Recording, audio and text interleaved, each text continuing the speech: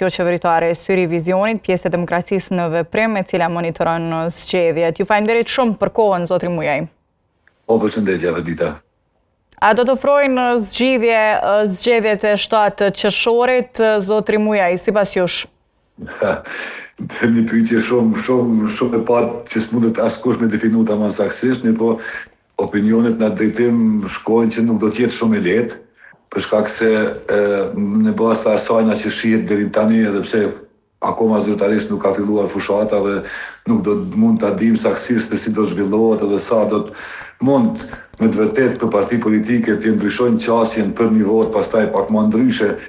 që mund të ndryshoj atë aspekte se si ka qenë deri me tani mbas datës 28 dhjetor, për të menduar pastaj që me të vërtetë a do të kemi zgjidhje me këto zgjedhje apo jo. Pra, për mendimin tim nuk do të jetë shumë e lehtë, për shkak se me ato që ka shihet deri me tani nuk mund të vlerësojmë që do të ketë shumë ndryshime të mëdha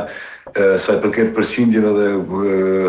aspektet përgjithshëm që përmbajnë partitë politike, në mënyrë që pastaj të ketë një vendosmëri të asaj se si mund të gjendet zgjidhja. E vetmja që mund të supozohet në një farë forme është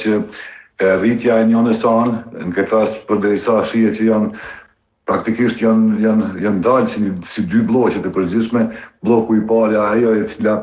i cili deri në tani ka udhëheqë për 6 vite Kosovën, dhe bloku tjetër që ju ka shtu tani tranja dhe zonja Osmani.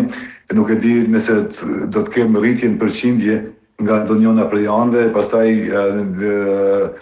në një farë forme kjo të jetë një lloj bindje ose vërtetësie nga vota e qytetarëve që ata me të vërtetë tulen edhe të diskutojnë në mënyrë që të kemi pastaj një ecje të mbarë dhe në krimin e kuvendit, të qeverisë dhe të presidentit. Para se dalim tek analizat e partive